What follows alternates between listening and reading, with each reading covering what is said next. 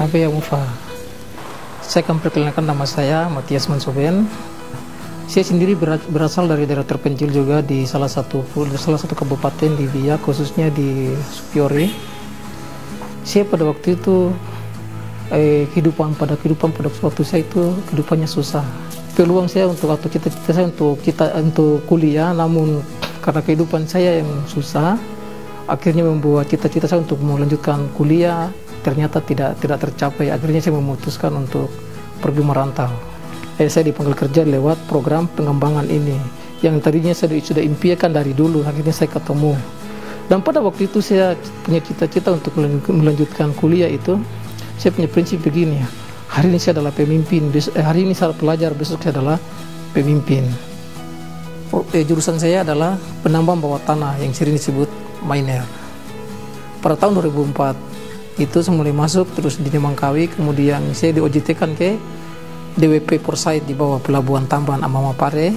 Setelah dari situ saya dikirim naik ke underground di tambang bawah tanah yang dinamakan tempat training selanjutnya namanya Bigosan Mine. Orang-orang Papua yang sudah masuk bekerja di sini ya, kami juga bersyukur. Nah, bagaimana kami dilatih untuk disiplin pada waktu itu. Kami semua berhasil, sampai bahkan teman-teman lain menjadi manajer, bahkan sudah karyawan permanen PT Freeport. Bahkan saya pun sendiri kembali menjadi instruktur di sini lewat program itu. Ketika tahun 2005 saya diangkat jadi instruktur, membawai kru. Waktu itu masih dalam tambang bawah tanah. Ketika tahun 2006 saya ditransfer ke Nemangkawi untuk mengembangkan adik-adik yang berikutnya nanti. Karena visi dari saya adalah apa yang saya miliki saya harus bagikan buat sesama Papua yang lain. Dan komitmen waktu saya buat Papua lain ada perintah sama sini, saya punya komitmen bahwa ibarat pelari maraton, sebelum garis finish jangan dulu berhenti. Itu waktu itu saya kasih buat mereka seperti itu.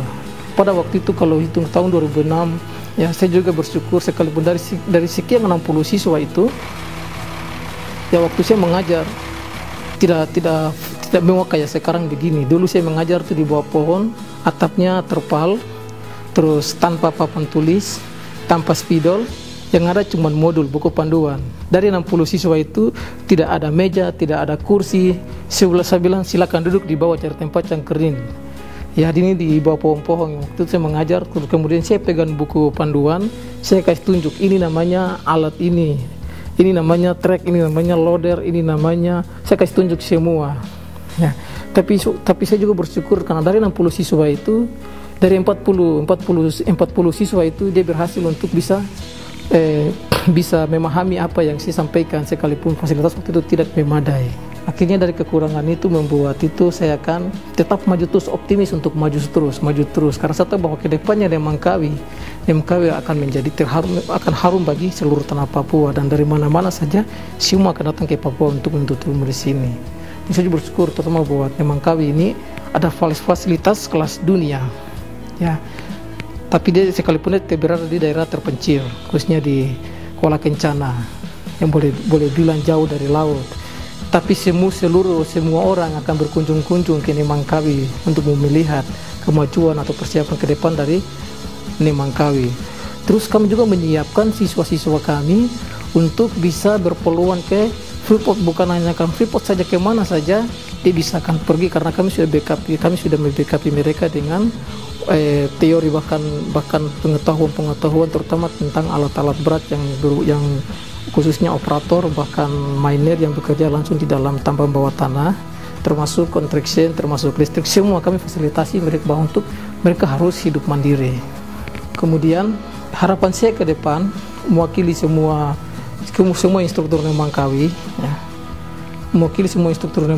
bahwa kami merasa bangga, terutama yang sama-sama masuk kerja tahun 2006, sekalipun fasilitasnya tidak menjamin, tapi banyak yang berhasil sampai di mana saat ini.